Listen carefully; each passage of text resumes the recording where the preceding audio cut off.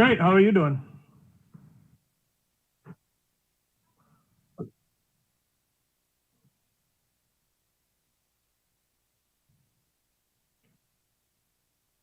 Yeah, it's been the last couple of days have been kind of a day not to look out the window, or not to go outside even, because it's been that cold Canadian air is coming down upon us, and although it is changing the leaves into the pretty oranges and yellows and reds, it's to me, I that wind is bitter. I think when I go outside, it's bitter. You don't want to. I've been wearing sweatpants and the sweatshirt, and I've been contemplating getting the fireplace rolling. To be honest with you, so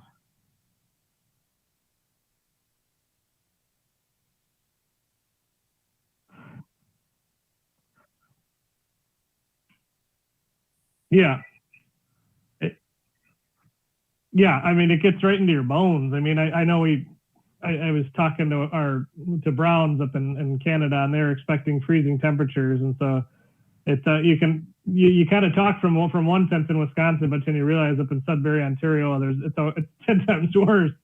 So he always tells me to man up and get over it. But it's that time of the year, where that cold, that damp cold, it just tears right through you, and your body starts going into winter mode. And then before too long, we can go outside in -5-degree weather, and it's perfectly fine. We can do a complete full exercise regime outside, but right now is just kind of the time where everything hurts and you're miserable, and I don't know, but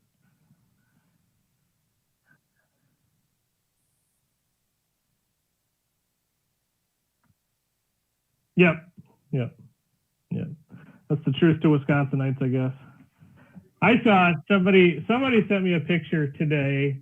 One of my friends in Indiana that I'm going to visit said, what's going on in Wisconsin? Because there's a picture of a Wisconsin cheesemaker making pumpkin spice flavored cheese. I'm gonna show you this picture. This is ridiculous. This is it. Gosh, I think our Wisconsin cheesemakers must be getting desperate if they're making pumpkin spice. Yeah, pumpkin spice cheddar. Have a look at that.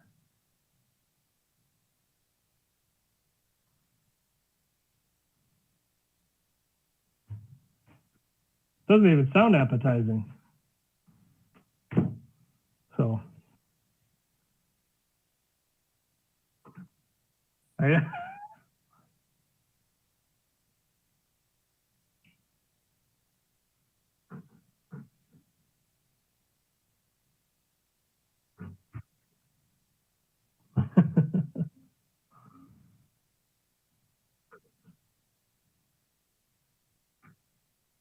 Okay, that's fine. No, that's totally fine.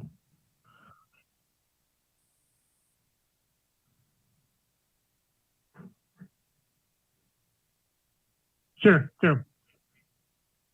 No problem. Yeah, so this chapter is all about the chemicals that are operating inside of our bodies. From a microbiological standpoint, what is happening in our body when certain things happen, certain things that we do, and this is, like I said, this is a very important chapter because it really helps kind of connect why we feel things. I mean, we know that we feel things when we do certain things. We feel a way. When you're getting ready for a big presentation, you're very nervous. There's a reason why. There's an imbalance in your body. There's a reaction to your body when you do something good, when you get praise from your boss or from a client tells that you got a great job. There's a reason why you get that feeling of excitement, that conquer that world type mentality. There's a reason for that, and this book really this chapter really helps explain that. And again, EDSO is the chapter, and it stands for endorphins, dopamine, serotonin, and oxytocin. Those are the 4 primary chemicals that are reacting in our body constantly. Now, how they affect us is what we're going to jump into. So if we jump into slide 5, the first thing that we talk about is the E, and that's endorphins.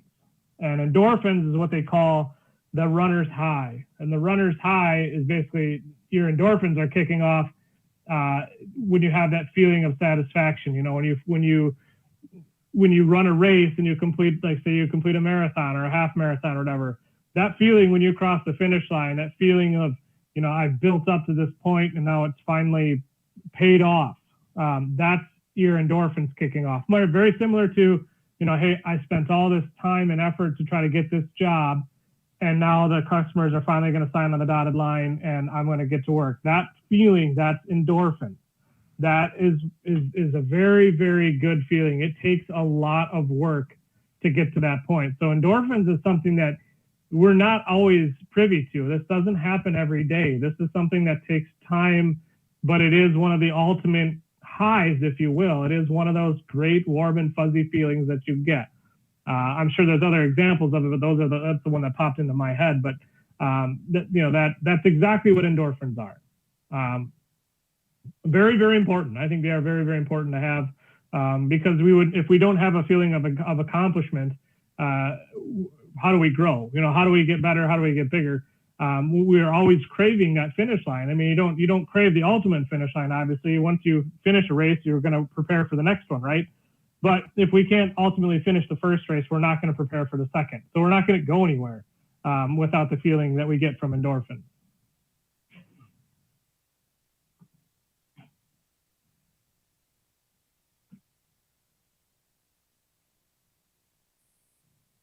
Yeah. And we'll talk, a little bit more about some of the other ones, but there's a false sense of these as well. We can artificially create these drugs and not these drugs, these feelings with drugs. We can ultimately recreate them, and we don't want to, but it does happen day in and day out. Endorphins, I don't think we can. I mean, you can't, you can't drink a bottle of Jack Daniels and feel like you've accomplished something. that's not the same thing. So other ones you can do that with, but endorphins, it's that feeling of accomplishment. It's that feeling of, hey, I did this. I conquered the world. I did everything that I could possibly do. And that's so important to have. You have to have that in your life. And if you don't, something's got to change. I think you'll tend to just basically sit in zombie mode, and then you're not going to get anywhere without that feeling.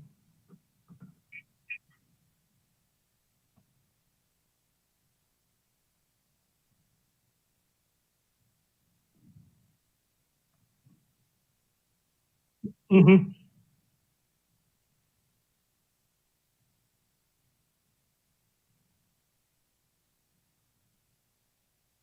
Mm-hmm. Mm-hmm.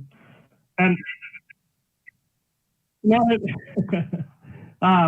if you click over to slide 6, we're going to talk about dopamine. That's when you talk about setting goals. Dopamine is the chemical reaction that goes off when we have a feeling of satisfaction. When we have our honey-do list, per se, when our wife says that we have these 10 things that we got to accomplish on Saturday. Well, when Saturday comes around and you can finally crack your first beer because you got all 10 of those things done, that's that feeling of dopamine, that feeling of progression. That's how I view dopamine. Dopamine is kind of the chemical that keeps us on track. It's the reason why we make lists. It's the reason why we check lists off. It keeps us on a straight and narrow in order to essentially feel that endorphin feeling. That's what kind of guides us along the way.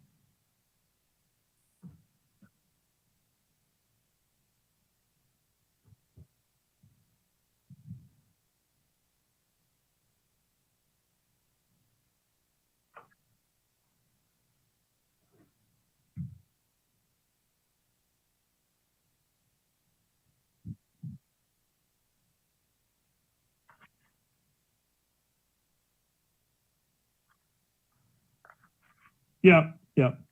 And both of those, endorphins and dopamine, we call them the selfish chemicals, because essentially, if you didn't have them, we would go into that zombie mode. I mean, we would die. I mean, let's be honest. I mean, if we just sat around and did nothing because we're not triggering our bodies to feel endorphins or dopamine, we're going to die. We're just going to sit there and let the world turn around us. And I mean, what kind of a life is that? That's essentially what it is. That's why we call them the selfish chemicals, is because we need them. We crave them as human beings.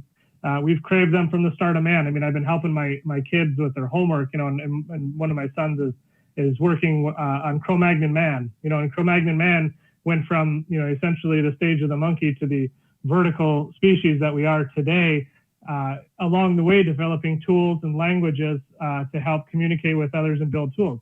Well, the reason why was because endorphins and dopamines were kicking off. His wife, or whatever you want to call it in Cro-Magnon times, was nagging at him to do a more efficient way of cutting meat. So Cro-Magnon man made a knife, made a stone knife to cut meat better. That whole entire progression of mankind all resulted because of E and D. That whole creation and evolution over time was all because of endorphins and dopamine.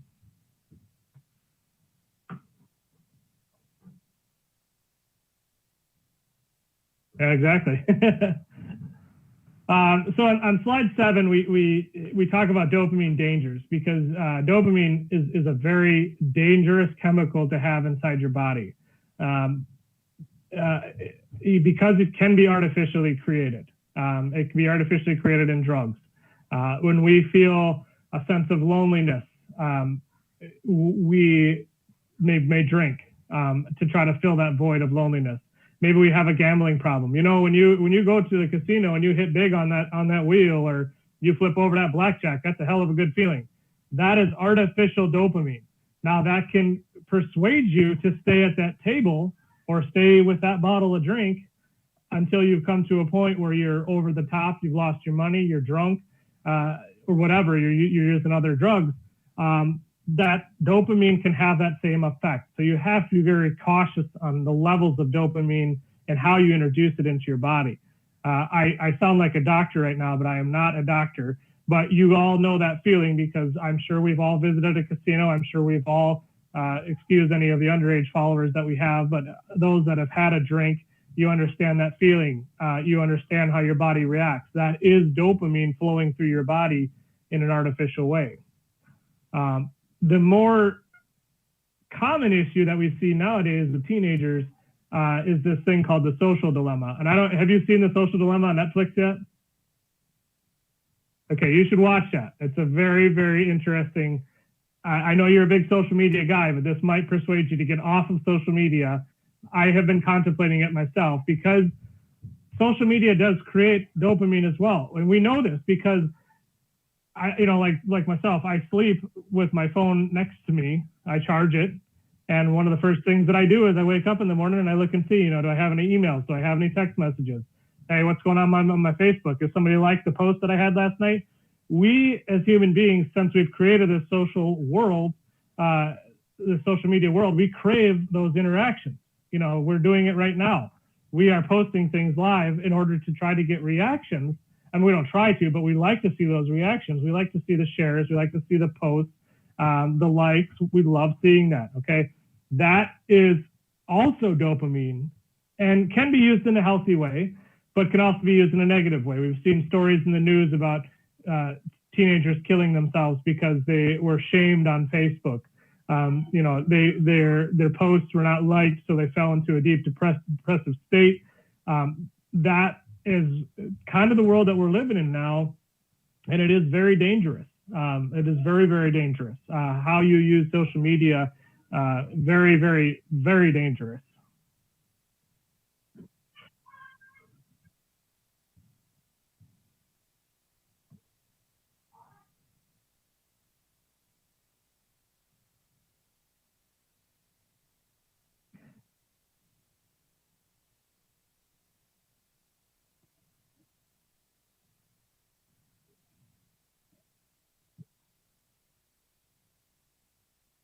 Mm-hmm.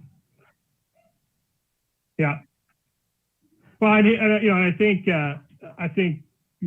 Simon uses a great example in one of his TED Talks, and it's about when you're sitting on your couch, or maybe you had a long week and you're just craving to talk to somebody. Instead of just calling somebody and talking to somebody, we live in a society now where we get on Facebook and we post a sentence or a quote, or hey, maybe we text message, hey, how's it going, to 10 of our friends, just to see if one of our friends texts back, and then you have somebody to talk to, and that's kind of the world that we live in. But it is very kind of depressing, because back before social media, we would just call somebody if we were feeling down. So you have to be very cautious on these things, whether it's gambling or drugs or social media. You just have to be careful. And you really have to set yourself tangible goals in order to fill that. If you think about it in terms of filling the gas tank, you want to fill the gas tank full of dopamine. So you have to set tangible goals. Otherwise, you're probably going to be more inept to replacing them with artificial dopamine. So it's that saying of, always constantly staying busy. There's some truth to that. You should stay busy so that you're not replacing it with the artificial dopamine. So that's just the only point that I have there.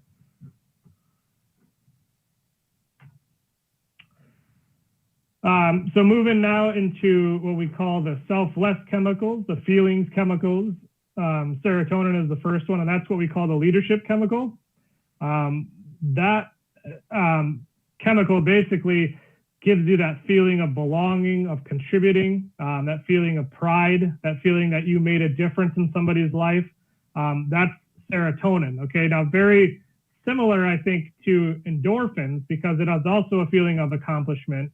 But the difference being is that this is when we're in a group setting and we feel like our group is succeeding because of the value that we brought to the table. It's also that feeling that goes off when we feel like we're working the hardest to become the alpha, to become the leader of the group. That's why they call it the leadership chemical. But it is very much that group feeling. If you work alone, it's different. But I think ultimately at some point in time, everybody contributes to a group, whether it's in your employment, your church, your social group that you're belonging to. You definitely do want to feel like you're belonging in that group, that you're a part of it, that you're contributing. That's what that is. That's what serotonin is that feeling.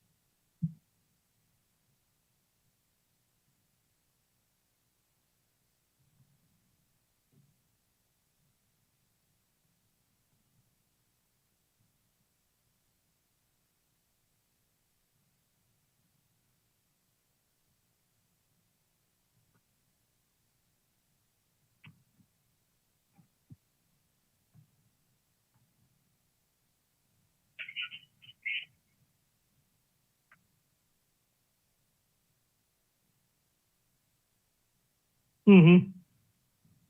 Yeah. Yeah, I'll use the example that I had of my son joining a new baseball team. I felt a feeling of serotonin going through my body this weekend when he performed well because I wanted him to feel like he was a part of that team and contributed to that team. And I'm sure he felt that feeling as well.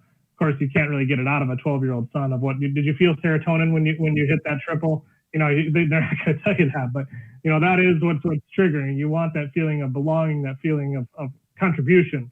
I think is kind of the main take home. When you think of serotonin, think of contribution. That you're contributing to a group, that you're pulling your quintessential weight, what have you. That's what's going on there.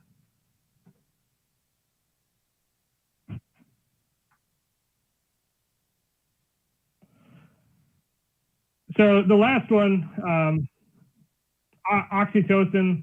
This is the hardest one. That's on slide 9. That's the hardest one to achieve, but it is ultimately, I think, probably the best feeling that you can possibly have. And then that is the feeling of friendship or love. That is something, it's what makes us social. That's what makes us want to form relationships, talk to people. It's that nervousness that we feel to try to gain a relationship, whether it's with a mate, a female or male, or whether it's within our network. We want to feel like we're loved, that we're friends with somebody, that we have a group to go home to be along with. And what's very important with this is without oxytocin, there would be no empathy. And empathy is something that we've talked about since day one. It is probably one of the most important aspects of being a leader in a group. And Yeah, I think it's very true. I mean, if you're not loved by somebody or friends with somebody, how can you honestly feel empathy? How can you feel like you're walking shoes, somebody else's shoes? Um, you wouldn't. You're very cold at that point in time if you're not loved or you don't have friends. You're a very cold person. You don't know how to feel, how to act. The only thing that you know is you because that's all you are. So it's very important to have those relationships. I put it down there. Oxytocin is the best. It is the best. It takes the longest to develop. It's not a feeling of accomplishment, of journeys. It's love is what it is. It's love. It's compassion. That feeling of empathy towards your fellow man.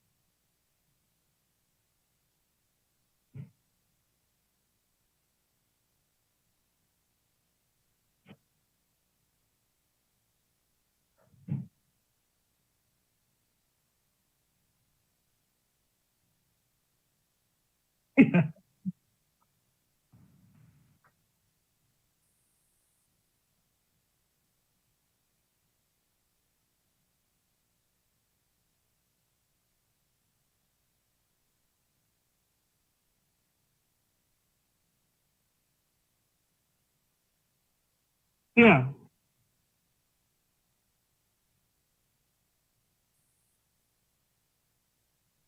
right. Yeah, it's a very good point. As a leader, I mean, you're not going to sit on your production floor or on your job site and be like, I think that guy's really craving some oxytocin today.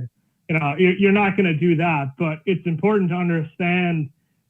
It's like a machine. I mean, when you buy a new machine, you understand how it works. You understand the intertwining, the cogs, the belts, the oils, everything. You understand all that stuff because if you don't, it's going to break down. And the human body is very similar. You need to understand what's going on inside your human body to understand how that machine is going to work. Very similar. I mean, you can tell, if somebody is struggling, if they feel like, I mean, when you're lonely, when you don't have a great amount of oxytocin, maybe it's a divorce, maybe somebody just lost a loved one, you're feeling that feeling of loneliness. Um, that person is craving some sort of empathy from you as a leader, some sort of hey, I got your back. I'm with you. I'm here with you. Talk to me. I'll help you out. That's what's going on there. And so that's why we do this chapters because you do need to look out for these things. You do need to understand what's going on. Very similar to dopamine. I mean, if you're not going to, create tasks for people, if you're not going to keep people on task, they're going to get it artificially. And you know what's going to happen is it's going to come from this. They're going to sit on the production floor. I've seen this before in many plants. Guys sit on like a forklift and they're sitting there texting or checking their Facebook because they're craving that dopamine because they don't have enough tasks ahead of them in the day. That's the bare bones reason. Yes, is it a lack of discipline on your part? Yes, it is. I think so. But if the person's bored at their job, they're going to be resorting to something else to try to fill that need. If they come to work every day and they're energized with what they need to do, they understand the tasks that are at hand, it keeps them busy for the 8, 10, 12-hour day that you got going on, they're not going to be resorting to their phone. More or less, they're also going to have that feeling of serotonin. They're not going to go home and they're not going to get drunk at night and get full of drugs and come in and be a piece of crap the next day because they don't want to let the group down. Okay, so if they don't really care about the group, then they're going to go out. They're going to go out to the bars. They're going to stay out till 3 a.m, and then they're going to sludge their way into work and be a piece of crap all day.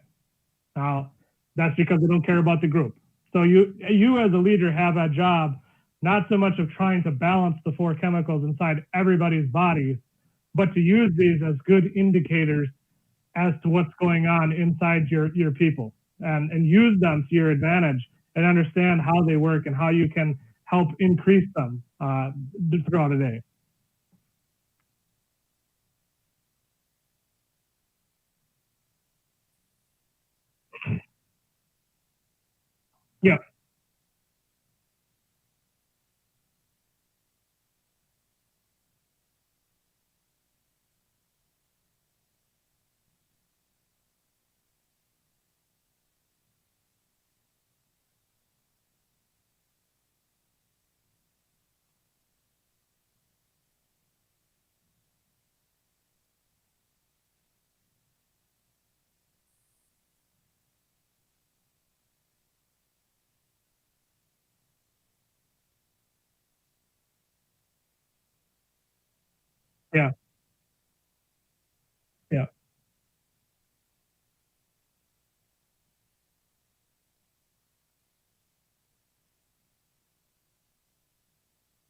Yeah. Yeah.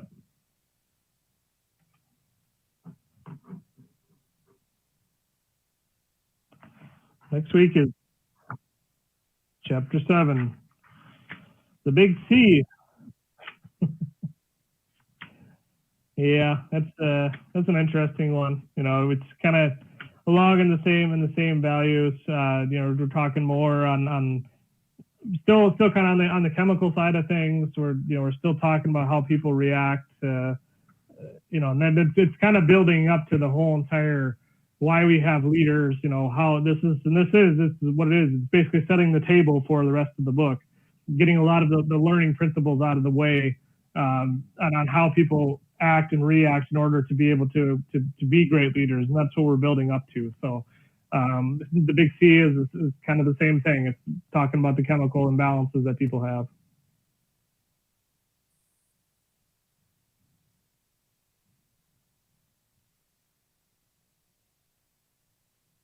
Yeah, I'll be good Monday. I apologize for yesterday. It was a little bit of a crazy day, but next Monday I will be wide open, so we'll be back on Monday.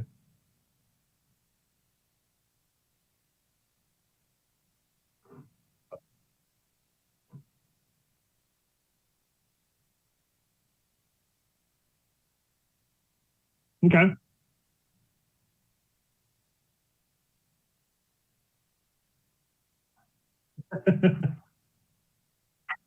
Okay, sounds good.